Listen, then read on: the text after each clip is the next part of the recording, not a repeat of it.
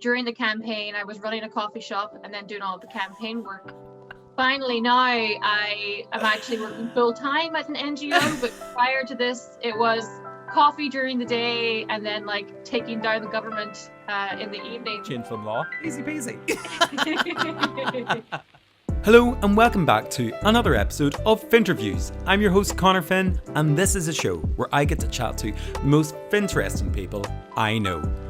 On the show this week, I sat down for a fascinating chat with the lovely Emma DeSouza. Now, if you're not from Ireland or specifically from the North, you may not be familiar with Emma's amazing story, taking on the British Home Office and reaffirming the identity and citizenship provisions of the Good Friday Agreement, and ultimately changing the law so people from Northern Ireland without process can be fully accepted as Irish, British or both.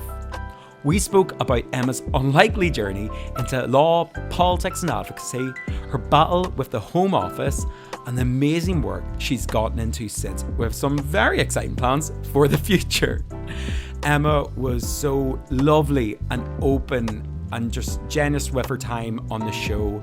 She has been through so much over the last 5-6 years, and just her story and what she's went through really struck a chord with me. So to get down and chat with her all about it was honestly such a pleasure.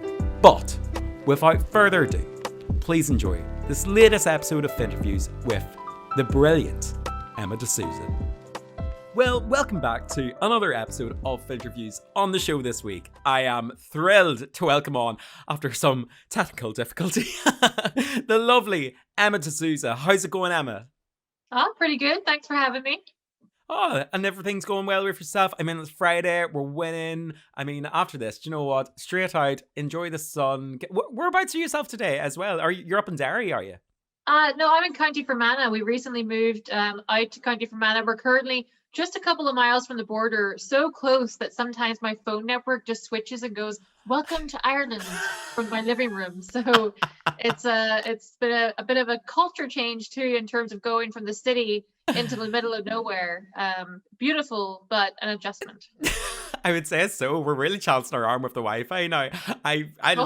Don't even. My husband's from LA, so whenever we came out here and we moved out to Fermanagh and we were getting like barely any internet, he was like, "I can't live like this." Honestly, carnage. Yeah, everybody's back in the Stone Age here. Oh, tell me about it. Even I'm down in Dublin myself now at the moment, and even now, I swear to God, I thought everything's going to be, I'm in the Metropolitan, everything's going to be running real smoothly. I forgot to take into consideration, I also live with about 5 other people, so that's enjoyable. Everybody work from home. We'll see very much how far we get through this interview without something creaking up, but fingers crossed. We've got our sets head to high. But I mean, first and foremost, Emma, here's us chatting away, God. Maybe, do you want to introduce yourself? Maybe tell us a little bit about your background, where you're from, kind of what you're known for, I suppose, for, maybe some people that are listed podcasts that might know who Emma DeSouza is. Well, that sounds very ominous. Well, I suppose I'm best known for reaffirming the identity and citizenship provisions of the Good Friday Agreement after taking forward a somewhat well-known court case against the British Home Office. And in terms of my background and who I am, well, that would be a whole other conversation in itself. But I come from County Derry originally. I'm married to an American. My husband's from Los Angeles, and really falling in love with him is what caused us so much trouble, in that he then fell in love with here, and we then began the immigration process, and that got us caught up in a lot of trouble with the Home Office.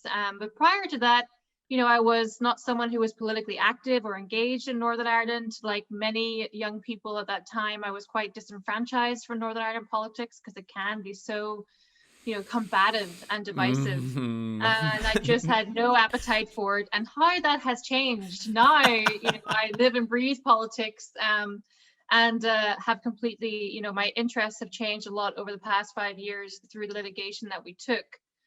In terms of my family background, I'm known for reaffirming Irish citizens' rights and really taking a very strong stand on my Irish identity. But I do come from a family where there is a lot of complexity around identification, in that I have brothers and sisters who have Irish passports or British passports or both.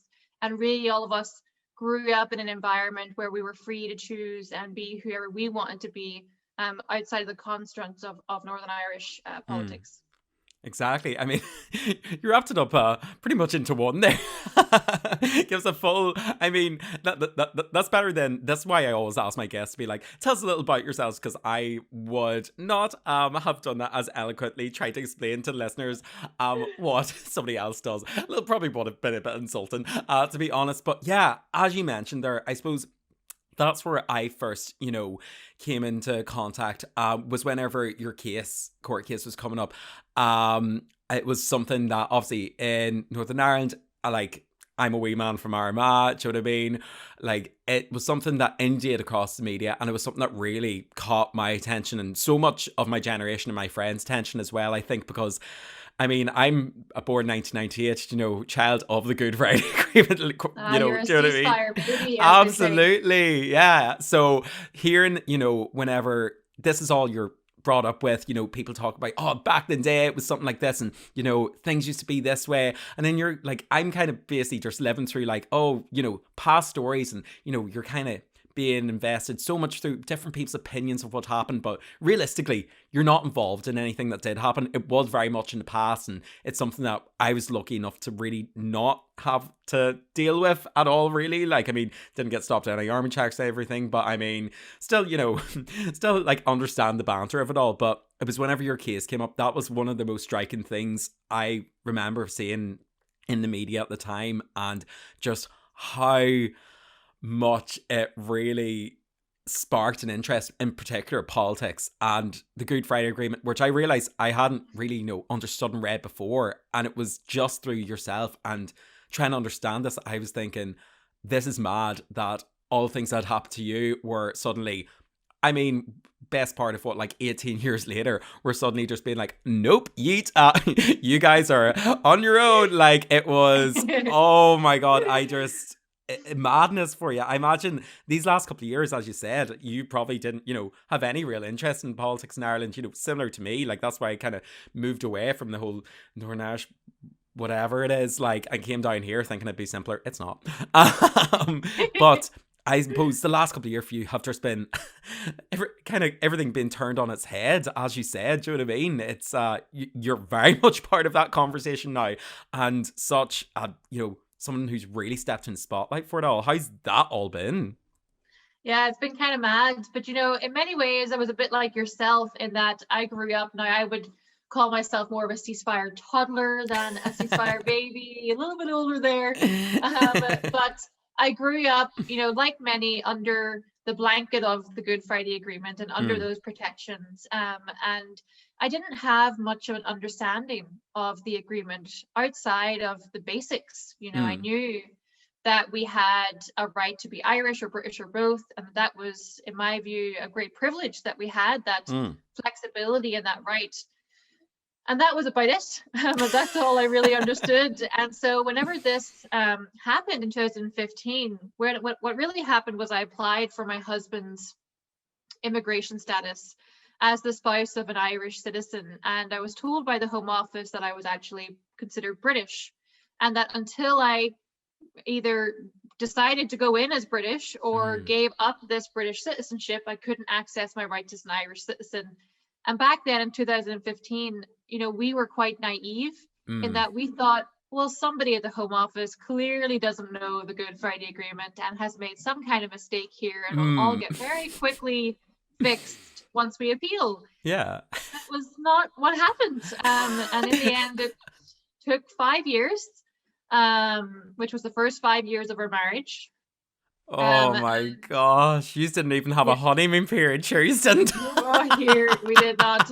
Although we snuck out after a couple of years and had a honeymoon 3 years later, which was amazing. But the first 2 years that we were going through this process, they kept my husband's passport. They wouldn't let him leave the country. We had no freedom of movement. It was quite traumatic in that his grandmother became ill. She passed away. The Home Office wouldn't let him go home to see her. So there really was, there was a lot of hardship and a lot of trauma that came from pursuing that case. And in many ways, that became almost a motivating factor for us, Mm. because once we had experienced such detrimental loss of rights, we then were motivated to ensure that nobody else was going to experience something similar, because I just couldn't shake the feeling that it was wrong as to what was happening. And a lot of people said to me over the years, oh, why didn't you just take the easy option and just, renounce British citizenship and get it over and done with? And my response would always be, well, why should I have to? We're 2 Yeah. decades past the Good Friday Agreement. This is enshrined in international law. Why should I have to pay £372, declare myself as British, give up my Irish passport for 6 months, and go through this bureaucratic process in order to be accepted for who I am? And that was sort of my guiding principle. And after 5 years, we finally convinced the Home Office to change the law so that nobody in Northern Ireland now has to go through that process and can actually be accepted as Irish or British or both. And people such as my American husband are now free to live with their families in Northern Ireland. But boy, did it take some work to get there. Yeah, I mean, Jesus, like you can. I mean, coming as an outsider, trying to understand this, and try and be keeping up through whatever media outlets were, talking about this, even like kind of trying to keep up with things like yourself. I started following you on socials and stuff like this. It's almost, I don't think anybody will ever fully understand what you guys went through, because it was just so prolonged. And for something, as you said there, it's like, why didn't you just take the easy route? My God, like, thank God that you had, the the sense. I think, well, just even like, it's something that I'm so grateful for, because I feel like people so often at the time as well, are kind of thinking, oh, it's not worth, the battle or the fight of this, or it's not really worth things like this. But it's scrutinizes things that shouldn't, as you said, like, this shouldn't be a debate in the matter. It's something that people should have really learned from past mistakes. That's like, let's not really try to undermine an agreement that's quite indicative to a peace process. I mean, even Yeah.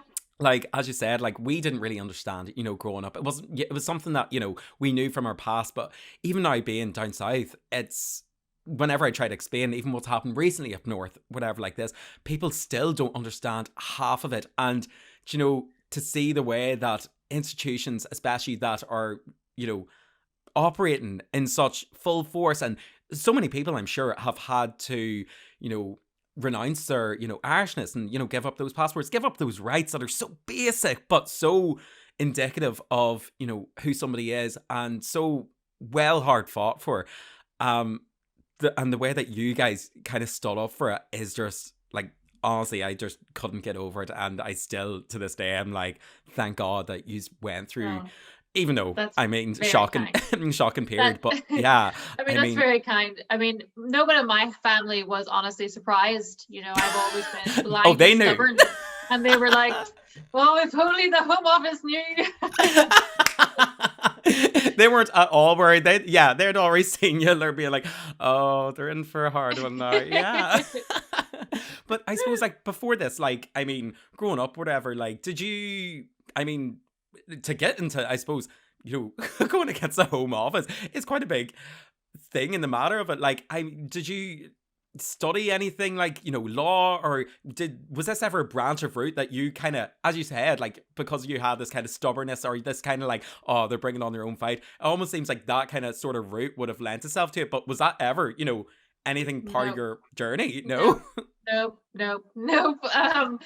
Before the court case, well, I traveled quite a lot when I was younger. So I lived in New Zealand for a couple of years, and I met Lovely. my husband while on holiday in Los Angeles. And before the court case happened, when I look back and I think, well, what was I interested in back then? It seems like a lifetime ago when I really think about it. Yeah. And back then, I was working a lot. I had like an Instagram that was all vegan recipes, and I was doing all this baking. I spent all of my time just making like delicious baked goods, and that was my interest. Mm. And then suddenly I had no time to make any baked goods, which made Mm. my husband very sad.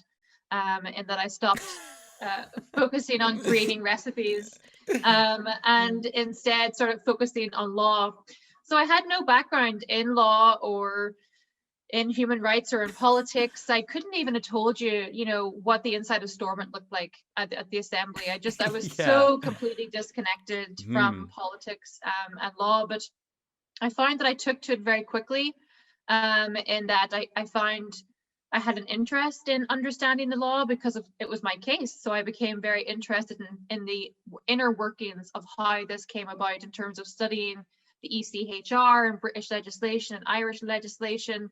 And now I am at a point where, if you were to hand me a 500-page treaty, that would be like my weekend sorted, because I'd just be so excited to sit down and read it. And I ended up going back to university and doing a degree in politics, philosophy, and economics.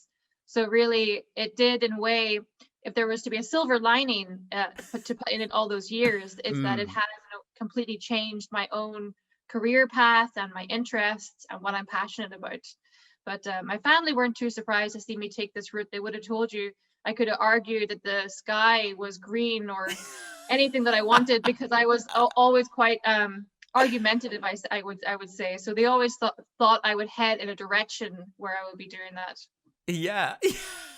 I love the transition from, vegan recipes, baking all day, to being like very much like Erin Brockovich kind of story, being like, we're taking down the big man. Do you know what I mean? Like, Yeah. absolutely. It's like, it sounds like something that just like, it sounds like a movie. Do you know what I mean? It sounds like something that just like shouldn't have happened, or like, wouldn't have happened, but thank God. I mean, and maybe that's why everybody, I feel like, in my own kind of like house and generation, was rooting for you as well, because I mean, it's always, the big guys and whatever like this. You kind of see big corporations or big governments, and these are the ruling powers. And as you said, like in Northern Ireland, there's so much just random like petty party politics and things that dictate people's lives. Even recently with same-sex marriage and abortion rights, things like that are so easy, can just be brushed aside, be like, oh well, this is just what happens wherever like this. So whenever I feel like I have a similar kind of like, if somebody tells me that's not going to happen thing, I very much I feel like we're similar personalities in that, where I'm like, you picked the wrong battle. It's like, see, now I've got a chip on my shoulder, and this is going to go down really badly. That pretty much sums me up. yeah. You're like, people often forget how much time I will put into this. But I suppose as well, like, I mean, it's something that has changed your life completely, and life your family as well, I imagine, like, but I suppose, like, growing up, like, were there any character building things that like maybe informed this kind of personality and person that you are today? Like, I suppose this is something I would ask, in other interviews, with people that are maybe in different job specs, stuff like this. But I'm always just kind of interested.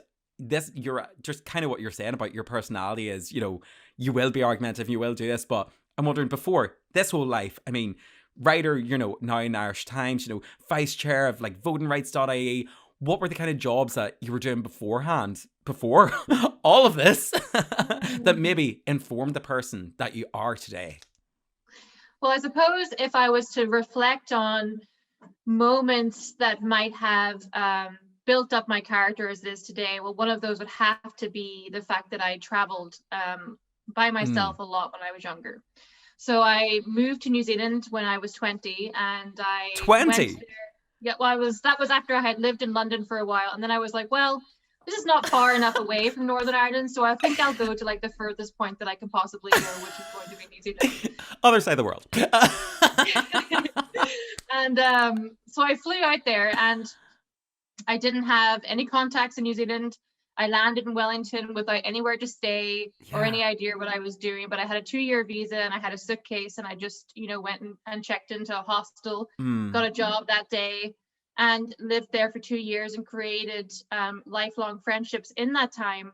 And I think that being there really cemented in many ways my identity as an Irish person, because in many ways it takes being away to really find yourself in some regard. And of course, everyone that I met would say, well, where are you from? And I would say, I'm Irish. So it really reaffirmed that for me and strengthened my character. But also being someone who does or did, now I'm married, I don't travel by myself anymore. But when I was younger, I traveled a lot by myself, and I would, go out for dinner and maybe just have dinner with someone else who was there by themselves, or meet people and travel alone.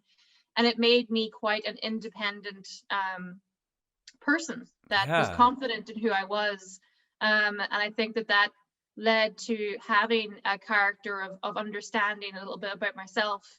And then prior to that, in terms of work, my background before this was all just in coffee. So I was a barista and a cafe manager. During the campaign, I was running a coffee shop and then doing all the campaign work. Finally, now I'm actually working full time at an NGO, but prior to this, it was coffee during the day and then like taking down the government in the evening. Which was, so I can make a fine flat white. I have life skills there too. And I guess it also helped embed a strong work ethic, but also a way of communicating, because customer service, you learn a lot of these skills in terms of how to communicate with people and how to hold conversations. And that proved to be invaluable in my work as well. Yeah, I mean, especially that, I suppose, from traveling around, that independence, I mean, really came into, and it's something that you just said there, like, it's not until you move away that, like, you really, come into your own, and you know what I mean? Like, you're here and you're sitting about being like, this place is shit, the weather's terrible, whatever like this. I go away on holidays, or even go down here, and I'm just like, the Emerald Isles, oh, do you know what I mean? Like, the land of saints and scholars. Like, it's funny how much pride, expats and Irish like have so much, and it's respected so much, I think, around the world, and especially that hard working attitude. I mean, you're saying, oh, just running a coffee shop, or to work and doing these things. Oh my God. I mean, you want someone that can handle, themselves.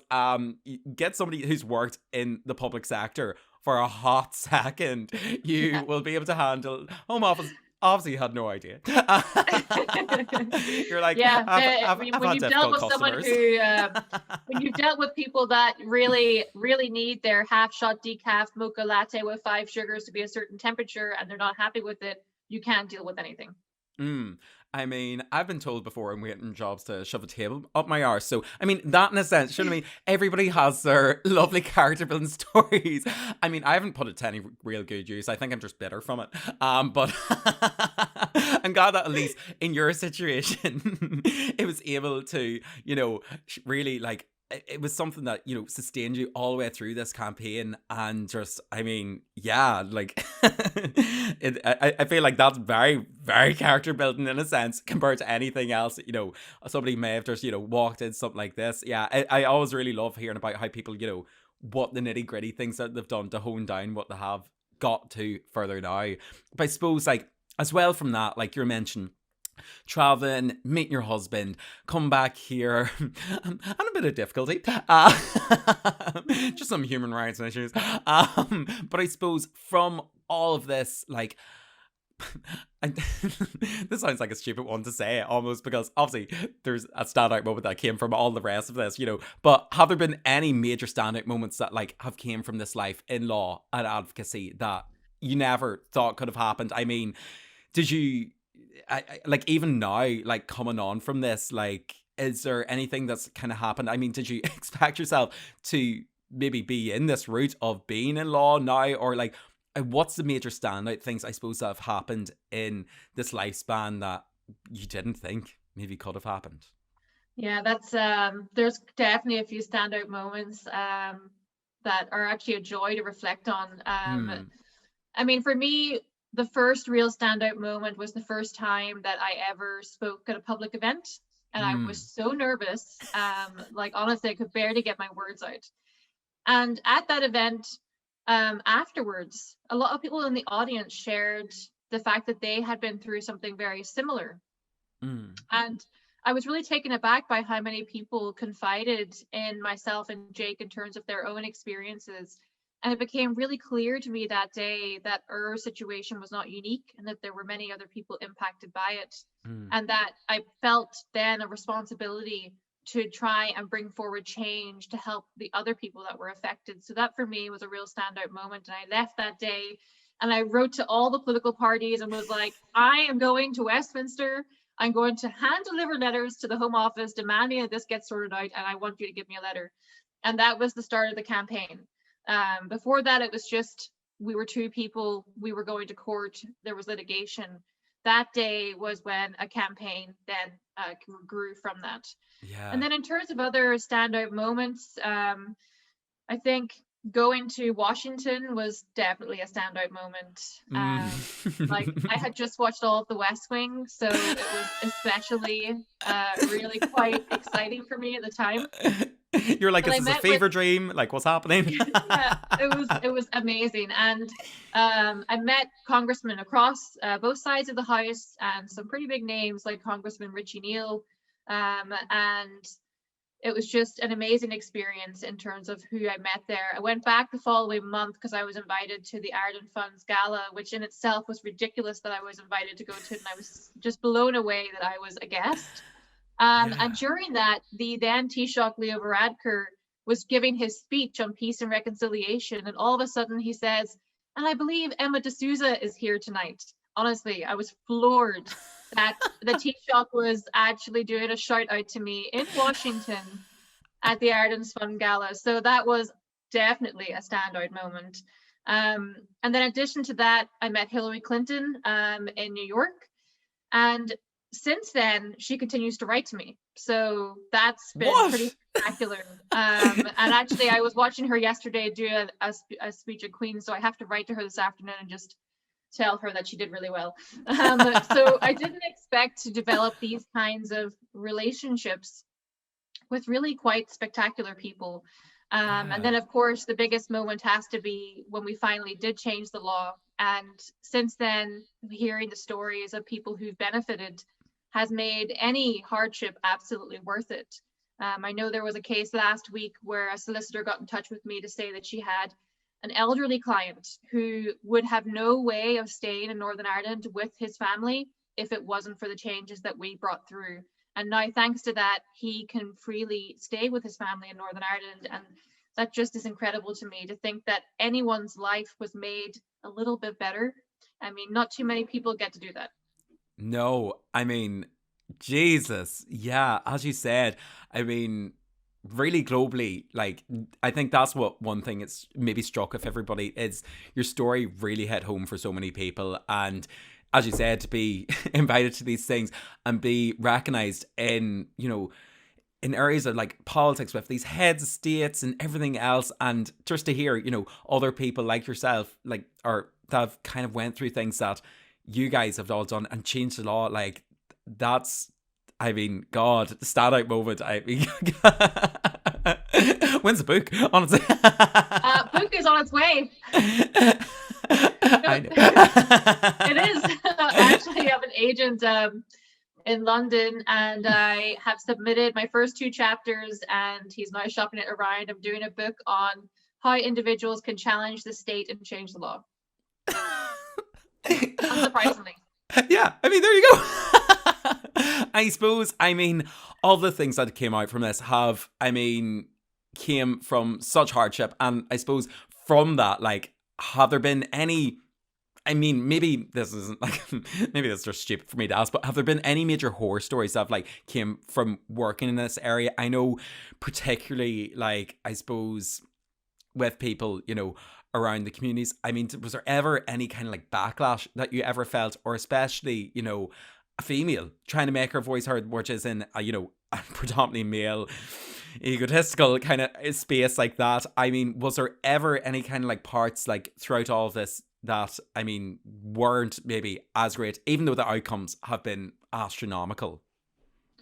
Yeah, I mean, of course, when you're dealing with anything political in Northern Ireland, there is an ugly underbelly to that is difficult to navigate. And like many people who stick their head above the parapet, I encountered plenty of abuse from people on social media. Now, thankfully, it never left social media for me.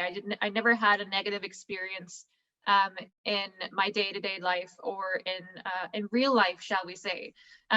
Anyone that I ever met or spoke to outside of these platforms was only ever there to congratulate me or encourage me in terms of what I was doing. But there was, of course, the negative aspect of having to push forward what you felt was right against a backlash of people trying to assassinate your character or undermine what you were doing. And of course, there was plenty of it that was targeting me simply for the fact that I was a woman as well.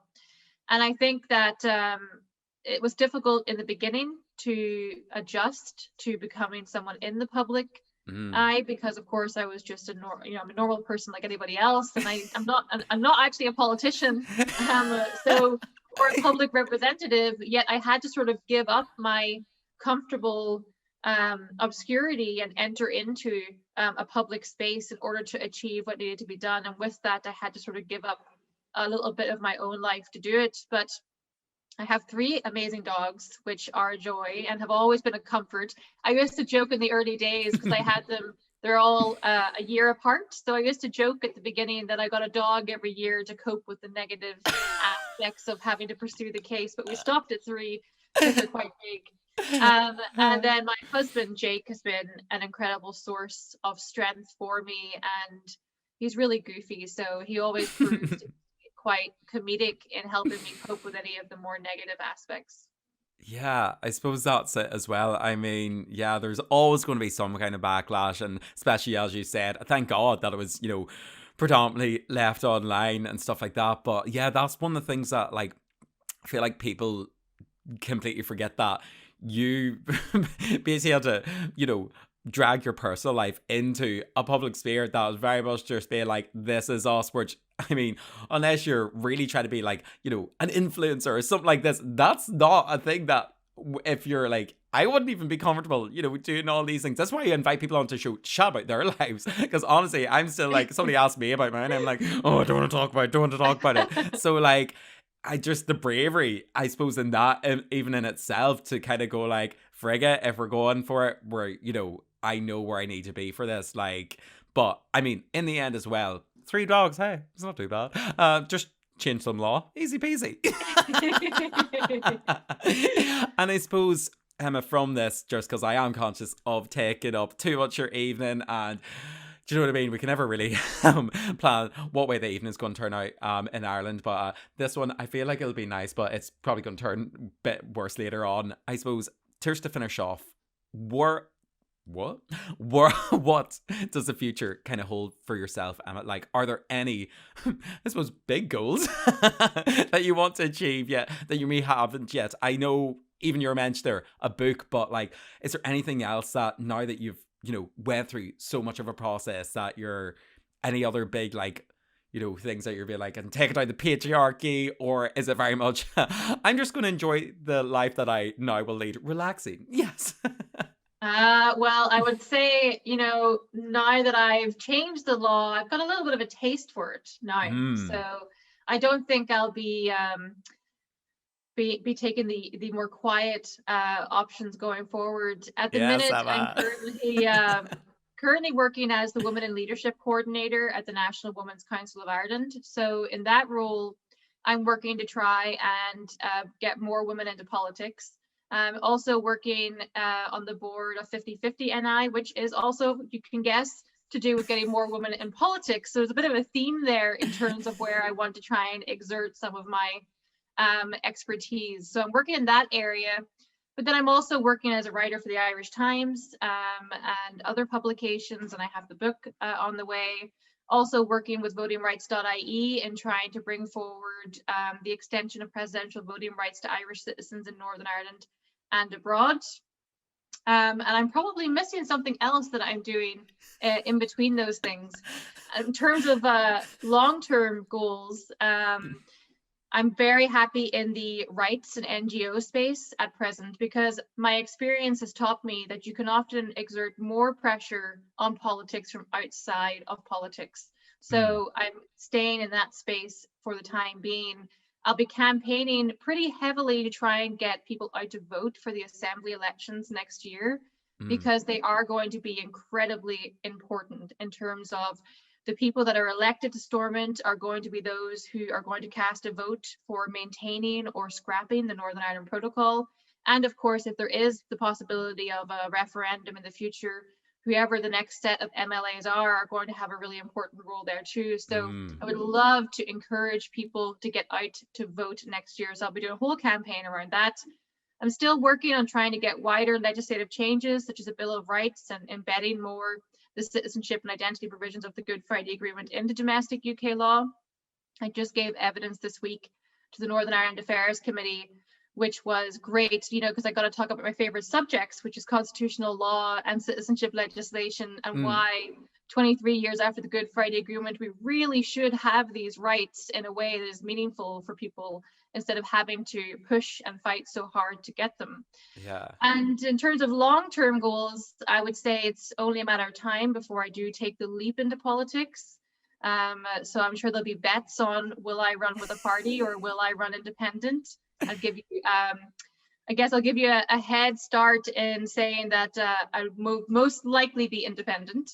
And I think I would probably be running in the next 5 years. And then after that, I would say 14 years from now, 12 years from now, I run for president. Okay. Well, I mean, that might... So, looks like you've got your schedule booked up. Jeez, I'm lucky I got you in for a podcast now. Oh my God. If I had a perfect plan for the future, this is what that's what would it probably is. look like. My God, I think, Jesus. Yeah, I'm thinking, I don't even know what I'm going to have for dinner. Like, geez, even know like what I'm going to be doing in the next 5 years. My God, Emma, I mean, I honestly, I say this with all the guests come on, but like genuinely, I reach out to people. This whole kind of thing was set up just so I could like chat to interesting people I know. I've always kind of lent into, just chatting about people's lives and kind of just always trying to humanize things, but often steered away from anything that was a bit too, conflicting or something that I just felt was too heavy for me to handle. But your case and your whole story literally has just been something that I found over the last couple of years. I was like, I need to meet you. And I suppose just thank you, literally, just like for doing the right thing. Oh, that's really nice. You shouldn't really have to tell people that, but like honestly, and with everything in the future, I just wish you the best luck, because my God, like if this is what you've done in this amount of time, I mean, yeah, presidency, here we come, boys and girls, you know what I mean? Like, oh, honestly. But Emma, for those, I mean, that maybe have just found your story today and, just been listening, their occasion, somebody's found you coming through me, where can they keep up to date then with everything that's happening in Emma, in your life? Well, I suppose the best space to keep up to date with the variety of work that I am doing is on social media, and primarily on my Twitter channel, which is where I am far too much of the time. So the handle is Emma ND J DeSouza. It was initially created with the intention of representing me and my husband, but it very quickly became just about me. Fair enough. He can make his own account. Come on, jeez. But that's the best place. We do have a website as well, which is weareirish2.com, which covers more of the campaigning work that we're doing around embedding Irish citizens' rights in Northern Ireland. Oh my gosh. Well, honestly, thank you so much for coming on to Finnterviews. It's been an absolute pleasure, and I hope you enjoy your Friday evening and the weekend. Thank you so much. It's been a pleasure. No worries, Emma. Here, have a good one. See you later. Bye. Thank you so much for tuning into Finnterviews. If you enjoyed the episode this week, please do remember to give us a like, share, subscribe, and a 5-star rating on whatever listening platform you're on. Honestly, all that stuff really does help. And you can also follow me on socials. I'm on everything.